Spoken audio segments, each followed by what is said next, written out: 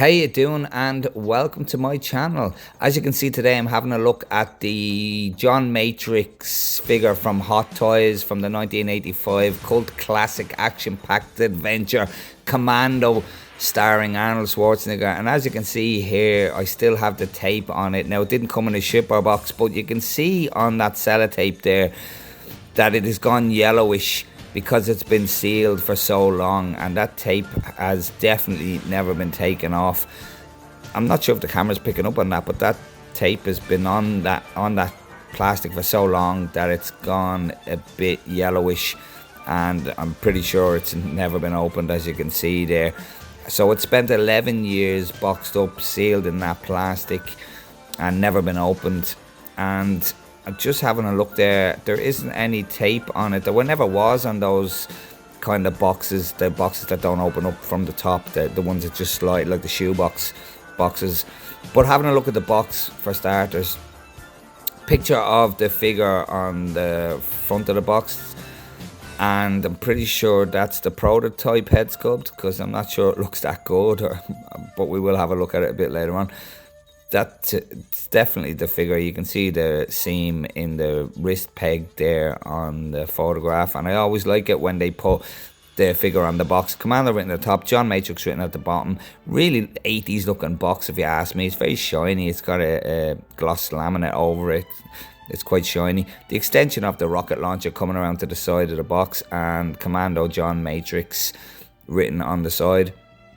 And then on the back of the box, we have an image of the figure again, the same image, and the usual warnings and details about Hot Toys on the back. And let's crack this open for the first time since it was boxed up in 2015. And while I do that, I would urge you to hit that subscribe button if you like this kind of content.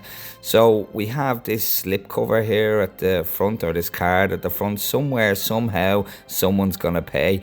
And that really sums up that movie, because there is a lot of gravity-defying, physics-defying, and logic-defying action sequences in that movie. So that kind of does sum it up. And here we have John Matrix Commando. Bit of a shine off that box there, but like I said, it's never been opened before. And let's get this clamshell out and throw this box to the side, and let's get this cracked open. And a bit of struggle there, but see what we're presented with. There we have it. Has everything held up? It looks good to me. It looks okay to me. Bit of a struggle to get him out here. Oh, there we go. It was a bit stuck in there. His back was a bit stuck. That rubber body was a bit stuck there. He's quite a hefty, strong figure. I'm surprised how heavy this figure is for such an old figure. I did not expect him to be this heavy. No issues with the rubber arms, as you can see there. And no issues with the body. The joints aren't the tightest now, I will admit. The legs are gone a little bit loose. So let's give a quick pan of the figure, and we'll take a look at a pan of the figure before we get into the accessories and the details. And just before we do that, actually, I want to say that I've just spent the last 10 minutes panicking, wondering where the rest of his accessories are, like his vest and his other weapons. And something that I do want to point out as well, the glue has actually come off on the nameplate, which doesn't really surprise me given how old it is. Not an issue, I can glue it back on. But yeah, I've just spent the last 10 minutes panicking, wondering where is the second clamshell with all of the accessories, and it's on the inside of the cover that I had facing this way for the last 10 minutes. And yeah, panic was set in, but yeah, there it is. It's wedged in at the front. It's taped, no, it's wedged in on a couple of little slits there, a couple of little slots. So thankfully the panic and the crisis is over, and I do actually have the rest of his accessories, thank God. I can't stress enough how stressed out I was there for a few minutes. And there's the rest of his weapons and his vest.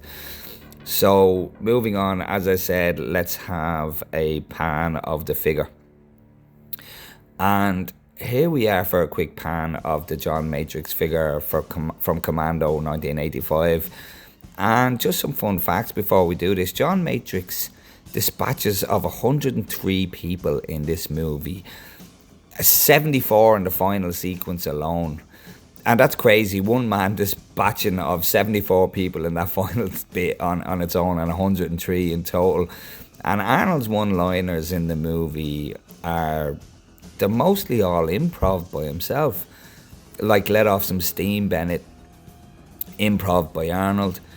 I Eat Green Berets for Breakfast, more improv by Arnold. And when he drops Sully off the cliff and he says, I lied, again, not in the script, improv by Arnold. And a sequel was in the works and a budget was put in place and a script was written, but Arnold walked away, and Arnold was offered more money. He was told the movie would have a bigger budget than the previous one and he would have creative control, but he still said no and he still walked away, and he moved on to do Predator. And that movie's success, Commando, the success of it actually ballooned his career. So, he didn't have to come back. He moved on, like I said, to do Predator. And apparently, some ex-military people have watched the island assault at the end of the movie and they've concluded that it was the most strategically impossible battle ever filmed at its time.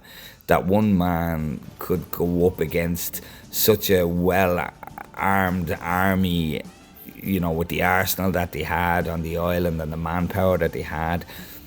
And rumour has it that the character of Bennett is obsessed with John Matrix due to the fact that he's actually attracted to him. And he's like a scorned man because John Matrix isn't that way inclined. Now that's rumour has it, and I'll just say, take a look at Bennett's costume that he wears in the movie and I'll say no more. So there we have it for some fun facts about the Commando movie and the characters. So let's move on and take a look at all of the accessories and attachments that it comes with. And here we have them here, and as you can see that there is a lot of them. So starting off on the left hand side here, we have his shotgun shells. Now I've left them all in the plastic because I don't want to be chasing them around. We have the shotgun shells there, and they do all attach to his tactical vest just along here. And then we have his, I'm just going to move that out of the way because it's a bit shiny. We have his throwing knives that he uses 2 of them. And these are called Scorpions, and they were developed by a guy called Jack Crane, who was an American footballer turned knife maker. And I think they used all of Jack Crane's knives in the movie, or all of the knives in the movie were Jack Crane's knives. Then we have John Matrix's binoculars that he uses in the movie, very nicely detailed. You can see there's a little bit of detail on the top of them there. Unfortunately, we have a pleather strap for going around his neck, although it hasn't deteriorated, it has held up. They do have a blue lens on them at the front and a blue lens on the inside too, and really well done, because as you can see there, they do function in the sense that they adjust for the eye width, which is fantastic of Hot Toys to gone to that much detail and that level. And I firmly believe that if these were made today, I think they'd just be one lump of plastic and not be functioning like that. Next up we have his Claymore triggers. Not much to say about them. Standard Claymore triggers, has the red light on it there, and the trigger, and it has just one little moving part on it. The trigger doesn't function, but it has one little moving part there, just that little, I don't know, hook or whatever it is. Not really much to say about them. There is some text on them, but I can't really see it. Then we have his M18A1 Claymores that he uses in the movie. Text on the front says front towards enemy, which is on point. and on the back it says back, and it says M18A1 A pers mine, which means anti-personnel. A pers means anti-personnel. Very odd that he was able to acquire these from a civilian gun store in the movie, which a lot of people have picked up on. Very odd that he's able to pick up some claymores and a few of the other weapons in a civilian gun store. Then moving on to his hands, 7 hands in total. We have a gripping hand here. We have, this is like it's like a firearm holding hand without the trigger finger extended, just for holding it. Relaxed palm, trigger hand, 2 closed fists, and an open palm gesturing hand. And you can see that the left hands all have the camo on them and the right hands don't, which is on point as far as I can remember. Then we have his tactical vest. Really nicely done, really well detailed tactical vest. If I can just get this light to adjust. Really nicely done tactical vest. Some nice jungle camo on it in the right sections. They are functioning pockets. They are velcroed, all functioning as you can see, and they are filled with foam. And he has his M67 hand grenades attached to the vest via the pins, which anybody who knows their stuff knows that's incredibly dangerous to attach a grenade by its pin. We also have this pleather knife sheath for his main knife that he uses in the movie. Unfortunately, it's made of pleather. It does velcro on and off, which is just to clear the way for the zip to go up and down without too much hassle, without it interfering. Thankfully, it has kind of held up. We'll get into it a bit more a bit later. And then on the back we have 2 more pleather knife sheaths for his throwing knives, for his scorpions, which appear as though they've held up over the years. And then below that we have the straps that go up under his legs and attaching onto these clips here, which I will add, those clips are black in the movie, so that's a little bit of an inaccuracy that they're silver. I'm pretty sure they're black in the movie. Then we have his claymore bags, and you can see there, first of all they have the brand new plastic wrappings around them, just to show how new and unused they are. This, you know, they're not used before. US Army written on the front with some digits, and it is functioning on Velcro, and you can actually, as far as I know, fit those claymores in. It's a very tight fit. I probably shouldn't do this on camera. I know I'm going to have problems. Can we fit the claymore into the bag without too much hassle? It is a very snug fit. With a little bit of futzing, I'm sure that claymore can go in, just like the claymore bags that come with the Chris Taylor figure from Platoon from back in the day. Very tight fit, very snug fit to get the claymores into the bag, but you can get them into the bag. I don't want to go any further than that. I don't want to store them in the bag just yet, but you can see with a bit of futzing you can get those claymores in. And I didn't mention on the claymores that they do have legs, very delicate but functioning legs on them as well. So delicate that has just come out there, just like the Chris Taylor figure from Platoon. So we'll swiftly move on and get through these as quick as we can. Now onto the fun pieces, the weapons. And we'll start off with his M202A1 rocket launcher, 4-barreled rocket launcher. Now, he uses the incorrect ammunition in the movie. Anybody who's familiar with this weapon knows that it was developed to replace the flamethrower, and they were incendiary rounds. This was designed to fire incendiary rounds. You can see it says US Army M202A1 written on it, and if I just pull this handle, you can see it pulls out just like it did in the movie and reveals where the rockets go and arm it. And we have the front end here, and no rockets coming with it, but just, I hadn't noticed actually, and I'm not sure if the camera's going to pick up on this. Let me grab a light and we'll see if we can get this. There we go. There you can actually see there are 4 rockets in there, which is a great attention to detail from Hot Toys. Again, to put the 4 rockets in there is fantastic, nicely detailed. There we have the grip and the firing trigger, the trigger. We have a functioning rangefinder or sight. If you pop this up here, there's a little bit of acrylic put in there and opening the back part as well, and you can see right through that. As you can see there, you can see right through it for the rangefinder, which is really fine attention to detail. And again, we have the brand new plastic wrapped around the strap. So these parts here don't move, do they? But we do have a nice little clip there. Kind of feels like it's made out of metal. I'm not sure on that, but I'm pretty sure that's made out of metal. So a really nice attention to detail on this. I can't get over how good this looks, and it was a prominent feature in the movie. As anybody who's seen the movie knows, that the girl, I can't remember her name now, she fires it the wrong direction when she's trying to free John Matrix from the police, and she actually blows up the vehicle that he's travelling in to rescue him, which seems contradictory. Then we have his Desert Eagle 357 Magnum Mark 1, and it is nickel plated, or it's supposed to be. It's painted to look nickel plated. You can see there's nice detail to it, nice little shine off it, functioning slide as it should have, and a very, very tight magazine. So tight I'm actually struggling to get it out. Can I get, there we go.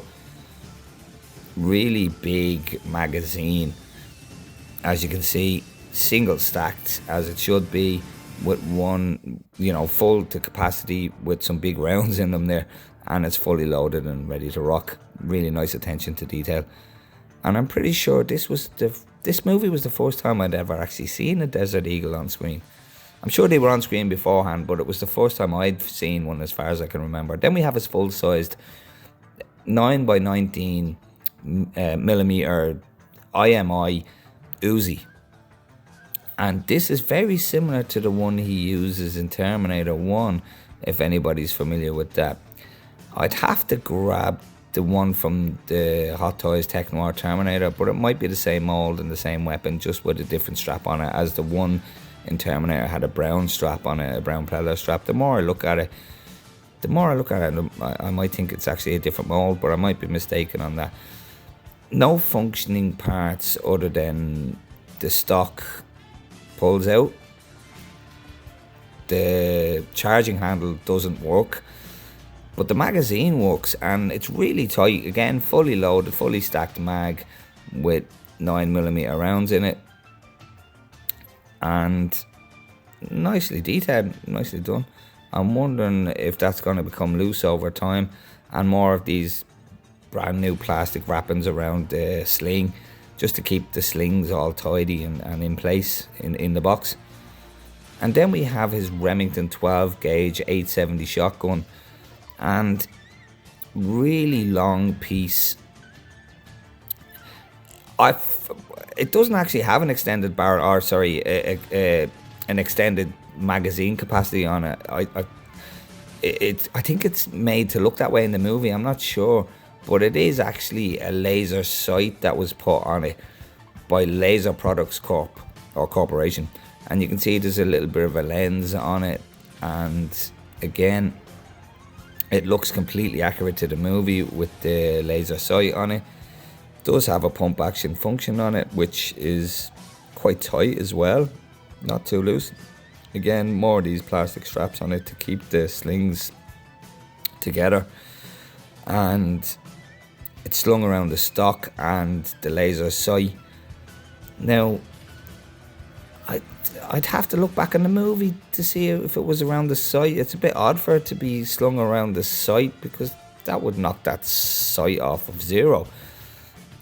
I'd have to look back in the movie, but I'm not sure if that's accurate for it to be slung around the laser sight, because like I said, it would take it off zero. So very nicely detailed, not much weathering or scuffing done to it, but still nicely detailed. And the same with these, no real weathering or scuffing done to them, but still nicely detailed. Then we have his knife that he uses against Bennett at the end of the movie, the big knife, and this is the Crane LS1 knife. Again, made by Jack Crane, and the LS1 stands for Life Support 1 is what it stands for. LS1, Life Support 1, that Jack Crane developed. And again, anybody who knows the movie, it was a big enough knife, serrated edges on it for cutting, really nicely done, really nicely detailed, and the grip on it, the handle on it is the same as the throwing knives, which I think was the same, design that Jack Crane used, the same handle that he used for all of his knives. So there we are for his Life Support 1 knife. And then finally we have his Valmet M7883 with a Dragunov style stock on the end of it there. And this weapon was actually a semi-auto weapon, but it was modified in the movie to be fully auto for the movie. And it's kind of funny, it has this AK style magazine on it. Looks really well done, really nicely detailed. The kind of the waffle kind of mag on it. And anybody again who's familiar with the movie, just like Hollywood, but this movie was really, really egregious for it. There was no need for John Matrix to reload at all. He fires this from the hip forever. And it does have a functioning bipod on it there. Let's just open this up here if I can do this. It's very delicate. It's very tight. It opens out, but it's very tight. Am I going to break this trying to fold this down? It's very, very tight. I'm not going to fold that down. I'm afraid I'm going to break that folding it down. He doesn't use the bipod in the movie. It does look like it has a pin in the end of it there running through it, so it does function, but I'm worried that I'm going to break something but I'm still going to try. That's me all over, I think I'm going to break it, but I try anyway. But that's extremely tight. I'm not going to bring it down any further, but it is a functioning bipod, which is a nice attention to detail, because again, as I said, I don't recall him using the bipod in the movie. But you can use it as if you so choose. And this weapon does actually make an appearance in a couple of other movies. I think it's in the second Rambo movie, and more notably for me, it's in Predator 1987 when they ambushed the village, the small village with the gorillas in it. And there's one particular piece, segment of that action sequence where a guy gets blown up and launches through the air, and you see him letting go of this weapon, and this weapon flying through the air as he lets go of it.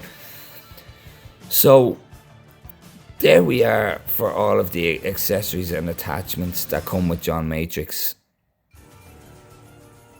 So here we have John Matrix pretty much kitted out in almost every accessory, and I'll explain why I haven't added two of the accessories in just a moment. What I've tried to do is mimic that scene where he tries to run across the river with the Velmat in his right hand and the M202 flash, in the right hand. I did try and put him with the Velmat over his shoulder in that iconic pose, but anybody who has the figure or knows the figure knows that if you overbend those elbows, they'll split.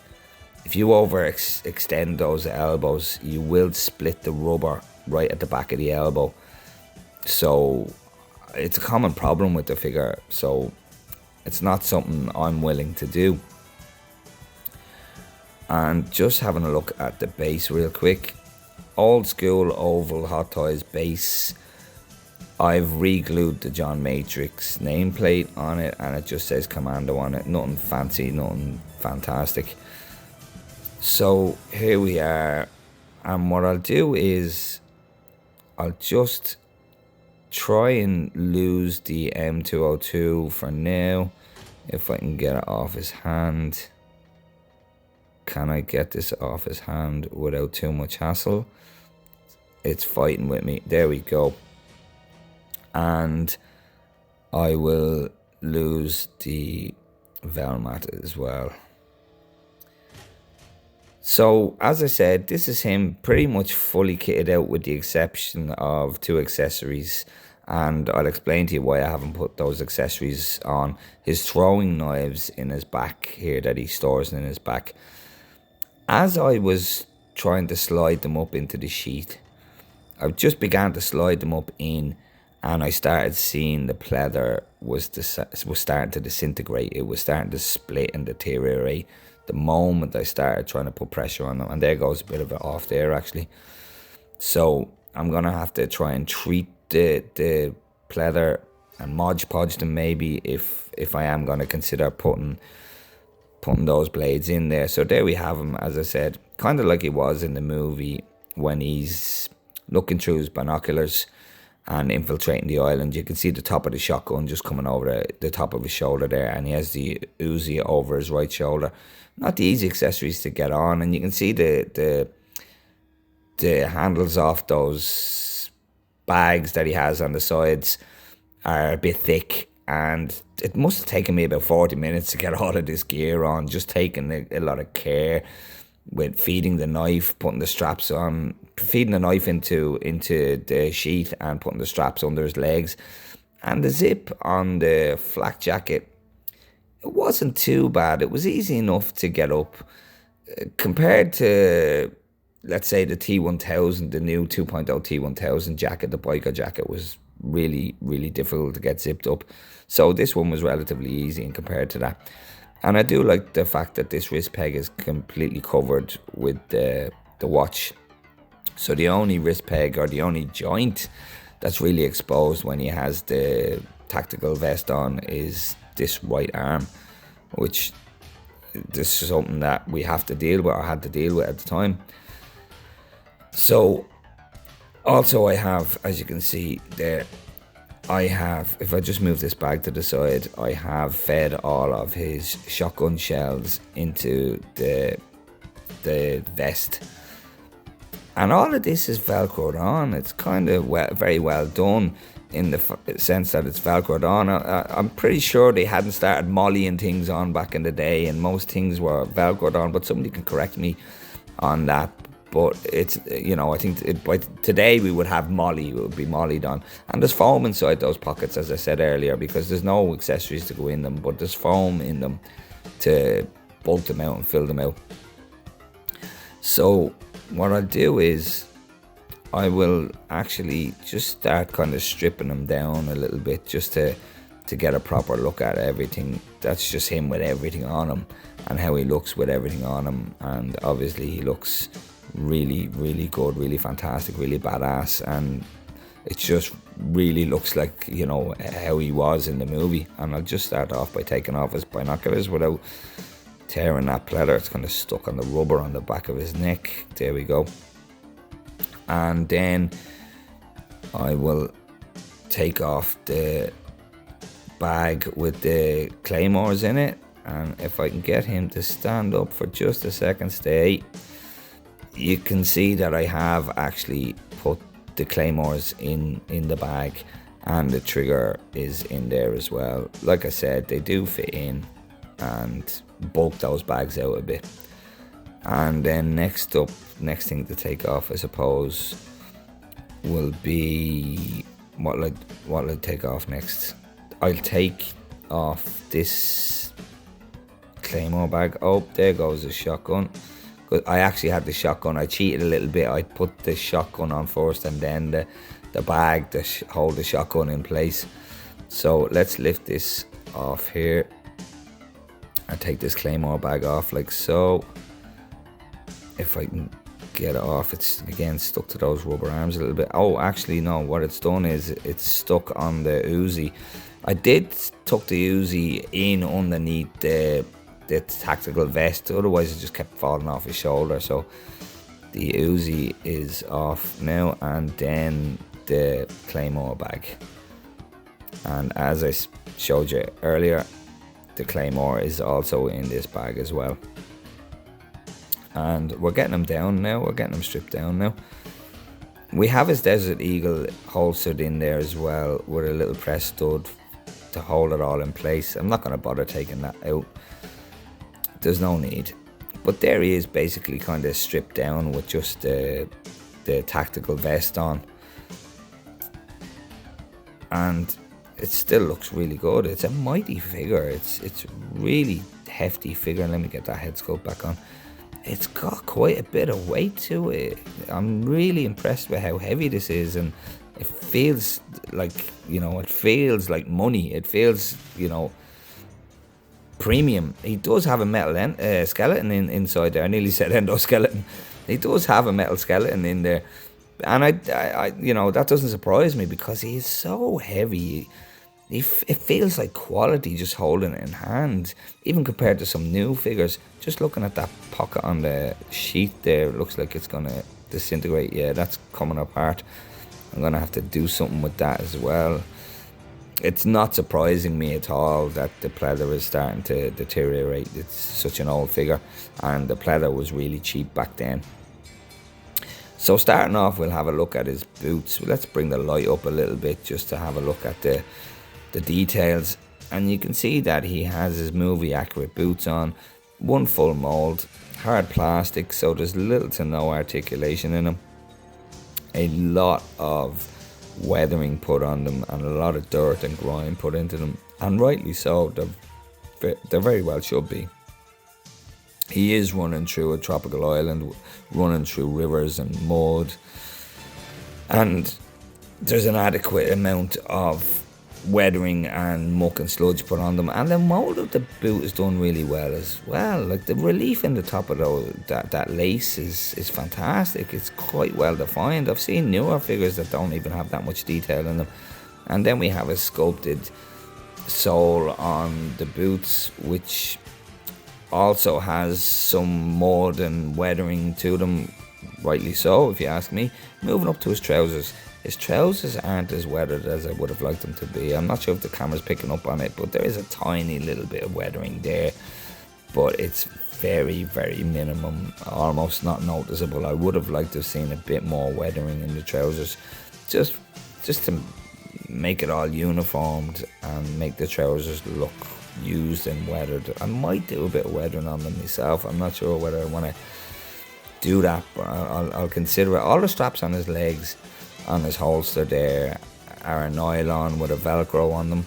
The holster itself is made of soft goods, feels like a nylon also, with the urban camo on it. And the clip that they work off, that the holster works off, if I was to press them in, they would actually come apart. They are functioning clips, which is absolutely fantastic. And the tactical vest that he's wearing, again, as I mentioned earlier, has all kind of weathering running through it as well, and really looks the part. It's subtle, but there's a bit of wear looking, it looks a bit worn. Overall, I'm really impressed with this, with the exception of the little bit of flaking that's happening on the knife sheaths on the pleather parts. I have absolutely no complaints about this figure so far. It looks absolutely fantastic. It feels great. Just having a look at his watch there again. I like the way it's detailed. Really nice attention to detail. It really looks like the watch that he was using in the movie, and totally impressed with it. It looks great. Some nice detail in it. And even on the arms, the detail on the arms, although you can kind of see a seam line running up it, but this isn't silicone, this is like a rubber, the material they were using back in the day. Really nice detail on them. You can see the definition in the tricep and the delts and that, and the bicep and the camo paint that he puts on.